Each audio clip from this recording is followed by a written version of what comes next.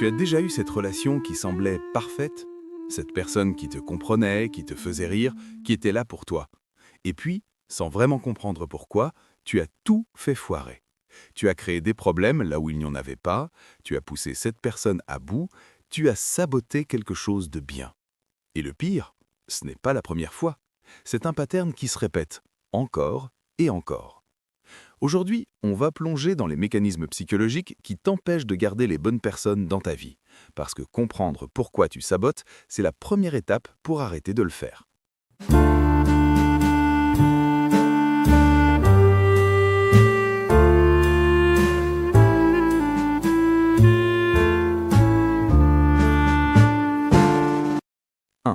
La peur de l'abandon. Le sabotage relationnel commence souvent par un paradoxe cruel. Tu détruis la relation parce que tu as peur qu'elle se termine. Je sais, ça n'a aucun sens logique, mais émotionnellement, c'est parfaitement cohérent. Voici comment ça fonctionne dans ton cerveau. Tu commences à développer des sentiments réels pour quelqu'un, ça devient important, trop important. Et ton cerveau, cet organe merveilleux qui est censé te protéger, se met en mode panique. Il se dit « Attends, si cette personne devient si importante, qu'est-ce qui se passe quand elle part, quand elle te quitte, quand elle te fait du mal ?» Alors ton cerveau, dans sa sagesse infinie, décide de prendre les devants. Il crée un scénario où c'est toi qui as le contrôle. Si tu pars en premier, tu ne peux pas être abandonné, pas vrai? Si tu détruis la relation avant qu'elle ne devienne trop profonde, tu ne peux pas être blessé à ce point. C'est ce qu'on appelle l'abandon préventif. Tu sabotes pour ne pas souffrir, tu crées de la distance, tu deviens froid, distant, critique, tu cherches des défauts chez l'autre personne, même quand il n'y en a pas. Tu commences à tester leur patience, à voir jusqu'où tu peux aller avant qu'ils partent. Ils devinent quoi? Ils finissent par partir. Et tu te dis, tu vois, j'avais raison, tout le monde finit par partir. Mais en réalité, c'est toi qui as créé la prophétie autoréalisatrice. Tu avais tellement peur d'être abandonné que tu as créé exactement ce que tu craignais. Cette peur vient souvent de l'enfance. Peut-être qu'un parent était absent, physiquement ou émotionnellement. Peut-être que tu as vécu un divorce difficile. Peut-être que quelqu'un t'a promis de toujours être là, et puis est parti. Ces blessures créent des patterns qui se répètent à l'âge adulte, encore et encore, jusqu'à ce que tu décides consciemment de les briser. 2. Le syndrome de l'imposteur relationnel. Parlons maintenant d'un autre saboteur silencieux, le sentiment de ne pas mériter l'amour qu'on te donne. Tu es dans une relation formidable, la personne en face de toi est attentionnée, présente, elle te valorise. Et au lieu d'être heureux, tu commences à avoir ce petit voice dans ta tête qui te dit « Pourquoi est-ce qu'ils sont avec moi? Quand est-ce qu'ils vont réaliser qui je suis vraiment ?» C'est le syndrome de l'imposteur version relationnelle. Tu ne crois pas mériter le bonheur qu'on t'offre. Et cette dissonance cognitive devient insupportable. Comment peut-on recevoir quelque chose qu'on pense ne pas mériter? Alors tu sabotes. Pas de manière consciente, mais de manière subtile et destructive. Tu commences à te comporter d'une manière qui prouve que tu ne mérites pas cette personne. Tu deviens jaloux sans raison, tu crées des drames, tu te négliges, tu arrêtes de faire des efforts. Inconsciemment, tu essaies de montrer à l'autre personne qu'ils ont fait une erreur en te choisir. C'est un mécanisme de défense tordu. Si tu détruis la relation toi-même, tu peux te dire que c'était ton choix. Tu gardes le contrôle du narratif. Mais si tu laisses la relation s'épanouir et qu'elle échoue naturellement, tu dois faire face à ta plus grande peur, que tu n'es vraiment pas assez bien.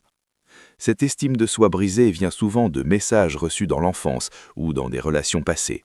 Peut-être qu'on t'a fait sentir que l'amour était conditionnel, qu'il fallait le mériter par tes performances, tes réussites, ta perfection. Peut-être qu'on t'a critiqué au point où tu as internalisé l'idée que tu es fondamentalement défectueux. Le résultat, tu rejettes l'amour avant qu'il ne te rejette. Tu sabotes avant d'être saboté. Tu pars avant qu'on te demande de partir. 3. L'attachement anxieux et la quête d'intensité.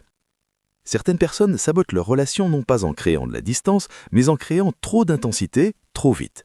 Si tu as un style d'attachement anxieux, tu as probablement remarqué ce pattern. Tu rencontres quelqu'un, ça clique instantanément et tu plonges tiède première. Tu textes constamment, tu veux passer tout ton temps avec cette personne, tu commences à planifier l'avenir après 3 rendez-vous. Tu deviens émotionnellement dépendant très rapidement. Et ça fait peur à l'autre personne qui se sent envahie, étoffée, et ça fait peur à toi aussi, parce que tu ressens cette vulnérabilité intense qui te rend anxieux. Alors tu commences à osciller entre 2 extrêmes, être collant et être distant. Tu pousses et tu tires, tu crées le chaos. Cette intensité est une forme de sabotage parce qu'elle empêche la relation de se développer naturellement.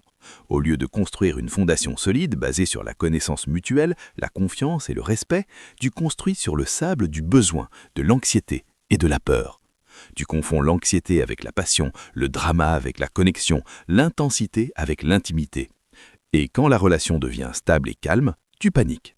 Ton cerveau interprète le calme comme de l'ennui ou de la distance. Tu as besoin du chaos pour te sentir vivant, pour te sentir connecté. Alors tu crées des problèmes, tu cherches la confrontation, tu provoques des disputes pour sentir que la relation est réelle, pour tester si l'autre personne tient vraiment à toi. Mais à force de tester, tu fatigues l'autre personne. À force de créer du chaos, tu détruis ce qui aurait pu être une relation saine et stable. Avant de continuer, si cette vidéo résonne en toi, si tu reconnais ces patterns dans ta propre vie, abonne-toi à la chaîne et active la cloche. Je partage régulièrement du contenu sur la psychologie des relations, le développement personnel et comment briser les cycles destructeurs. Et si tu veux aller plus loin, j'ai mis des ressources dans la description pour t'aider à transformer tes relations. Maintenant, continuons. Tu ne peux pas donner ce que tu n'as pas réparé en toi-même. Et trop souvent, on entre dans des relations en portant des blessures ouvertes de nos relations passées. Peut-être que ton ex t'a trompé. Maintenant, tu ne fais plus confiance à personne. Tu fouilles dans le téléphone de ton partenaire. Tu questionnes chaque message, chaque retard, chaque sortie entre amis. Tu projettes la trahison de quelqu'un d'autre sur quelqu'un qui ne l'a jamais mérité. Peut-être que tu as été critiqué dans une relation passée. Maintenant, tu deviens hyper défensif à la moindre remarque. Ton partenaire te suggère gentiment quelque chose et tu interprètes ça comme une attaque. Tu réagis de manière disproportionnée parce que tu n'entends pas ce qu'ils disent, tu entends l'écho de quelqu'un d'autre. Ces blessures non résolues sont comme des mines terrestres dans ta relation actuelle. Ton nouveau partenaire marche sur le terrain, innocent, et boum, il déclenche une réaction qui n'a rien à voir avec eux. Et ils ne comprennent pas. Comment pourraient-ils? Ils ne connaissent pas toute ton histoire, toute ta douleur. Le sabotage ici est insidieux parce qu'il est inconscient. Tu ne réalises même pas que tu punis cette personne pour les erreurs de quelqu'un d'autre. Tu ne vois pas que tu sabotes une nouvelle chance de bonheur parce que tu es toujours emprisonné dans le passé. 5. La peur de l'intimité réelle. Il y a une différence entre la proximité physique et l'intimité émotionnelle réelle.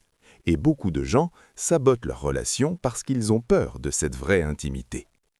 L'intimité réelle, c'est être vu complètement. C'est montrer tes vulnérabilités, tes peurs, tes parts sombres. C'est enlever le masque que tu portes avec le reste du monde et ça fait peur. Parce que si quelqu'un te voit vraiment et décide de partir quand même, qu'est-ce que ça dit de toi? Alors tu gardes des murs, tu partages des choses superficielles, mais tu gardes tes vraies émotions enfouies. Tu crées une intimité fausse basée sur la passion physique ou les expériences partagées, mais tu évites les conversations profondes. Tu évites de montrer ta vraie nature. Et ton partenaire le sent. Ils sentent qu'il y a une partie de toi qu'ils ne peuvent pas atteindre. Ils se sentent tenus à distance. Ils commencent à se demander si tu tiens vraiment à eux, si cette relation a un futur. Certaines personnes sabotent en devenant volontairement difficiles à lire. Elles gardent leur partenaire dans l'incertitude constante de leurs sentiments. Est-ce qu'ils m'aiment? Est-ce qu'ils sont investis? Cette ambiguïté est une forme de contrôle. Si tu ne montres jamais vraiment tes cartes, tu ne peux jamais vraiment perdre. D'autres sabotent en étant émotionnellement indisponibles. Ils sont présents physiquement, mais absents émotionnellement. Ils écoutent, mais ne partagent pas. Ils posent des questions, mais esquivent les questions personnelles. Ils créent une relation à sens unique qui finit par épuiser l'autre personne. 6. Le pattern d'auto-sabotage. Parlons des comportements concrets qui tuent tes relations, parce que le sabotage n'est pas toujours subtil, parfois c'est flagrant. Tu choisis des partenaires qui ne sont pas disponibles émotionnellement ou qui ne sont pas bons pour toi. Pourquoi? Parce que si la relation échoue, ce n'est pas vraiment de ta faute. C'est facile de blâmer l'autre personne quand elle était clairement un mauvais choix dès le départ. Tu crées des conflits inutiles, tu transformes des petits désaccords en guerre mondiale. Tu ressasses des vieilles disputes, tu refuses de lâcher prise sur des choses insignifiantes. Tu as besoin d'avoir raison plus que tu as besoin d'avoir la paix. Tu compares constamment ta relation actuelle à des idéaux impossibles, soit à une ex idéalisée, soit à des standards irréalistes des réseaux sociaux, soit à un fantasme de la relation parfaite. Ta relation actuelle ne peut jamais être à la hauteur parce que tu la compares à une illusion. Tu gardes des options ouvertes, tu continues à flirter avec d'autres personnes, tu maintiens des contacts avec des ex, tu gardes un pied dehors au cas où. Cette absence d'engagement complet empêche la relation de vraiment s'approfondir. Tu négliges la relation, tu arrêtes de faire des efforts une fois que tu es en sécurité. Tu prends l'autre personne pour acquise, tu oublies que l'amour est un verbe, n'a pas juste un sentiment. Si tu es arrivé jusqu'ici, c'est que tu es sérieux sur le fait de changer ces patterns. Mets un like sur cette vidéo pour que l'algorithme puisse la montrer à d'autres personnes qui en ont besoin. Partage-la avec quelqu'un qui pourrait bénéficier de ce message. Et dis-moi dans les commentaires quel pattern de sabotage te parle le plus. Lequel reconnais-tu dans tes relations? Ta vulnérabilité peut aider quelqu'un d'autre à se sentir moins seul. 7. Comment arrêter de saboter? Maintenant que tu comprends pourquoi tu sabotes, parlons de comment arrêter. Première étape, la prise de conscience. Tu dois reconnaître tes patterns. Regarde en arrière tes relations passées. Quels sont les points communs? À quel moment les choses commencent-elles à se dégrader? Qu'est-ce que tu fais systématiquement qui contribue à la fin? Écris-le. Sois honnête avec toi-même, brutalement honnête. Je deviens jaloux et contrôlant quand je commence vraiment à tenir à quelqu'un. Je me ferme émotionnellement quand quelqu'un se rapproche trop. Je cherche des défauts chez l'autre personne pour justifier de partir. Cette clarté est douloureuse, mais essentielle. Deuxième étape, travaille sur tes blessures. Tu ne peux pas construire quelque chose de sain sur une fondation brisée. Si tu as des traumas non résolus, de l'anxiété d'attachement, une faible estime de toi, ces choses vont continuer à saboter tes relations jusqu'à ce que tu les adresses. Ça veut vouloir dire de la thérapie, ça veut vouloir dire du travail personnel profond, ça veut vouloir dire lire des livres sur l'attachement, sur la guérison des traumas, sur l'estime de soi. Ça prend du temps et de l'effort, mais c'est l'investissement le plus important que tu puisses faire. Troisième étape, communique. Quand tu sens l'envie de saboter, parle-en. Dis à ton partenaire « Je commence à avoir peur, je sens que je vais créer de la distance, c'est mon pattern, pas quelque chose que tu as fait ». Cette vulnérabilité est terrifiante, mais c'est exactement l'antidote au sabotage. La communication honnête court-circuite les vieux patterns. Au lieu d'agir sur tes peurs, tu les nommes. Au lieu de pousser l'autre personne sans explication, tu partages ce qui se passe en toi. Ça donne à ton partenaire la chance de te rassurer, de comprendre, de travailler avec toi plutôt que d'être confus par tes comportements. Quatrième étape, choisis consciemment la relation. Chaque jour, fais un choix conscient de montrer à cette personne qu'elle compte. Pas par des grands gestes, mais par des petites actions constantes. Écoute vraiment quand il parle. Pose-toi des questions sur comment les faire se sentir aimés.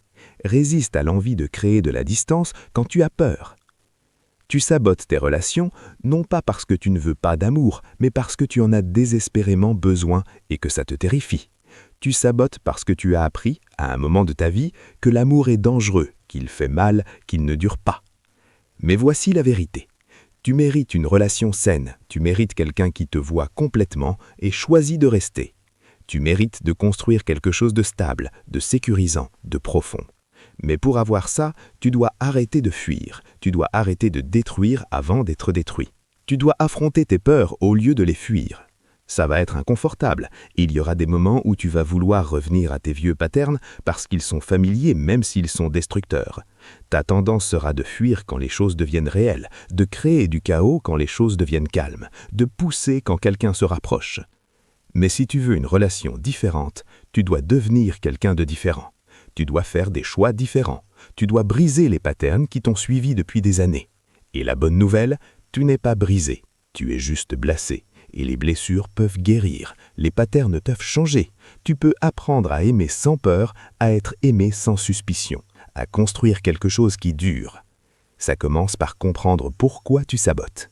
Et maintenant que tu le sais, tu as le pouvoir de faire différemment. La question est, est-ce que tu vas le faire? La prochaine fois que tu sens l'envie de saboter, arrête-toi. Respire. Demande-toi, est-ce que je réagis au présent ou au passé? Est-ce que je protège mon cœur ou est-ce que je me prive d'amour? Et puis, fais le choix courageux. Reste, communique, fais confiance, même si c'est terrifiant. Surtout si c'est terrifiant. Parce que de l'autre côté de cette peur, il y a exactement ce que tu cherches depuis toujours, une connexion réelle authentique, profonde. Une relation où tu peux être toi-même complètement et être aimé pour ça. Tu le mérites.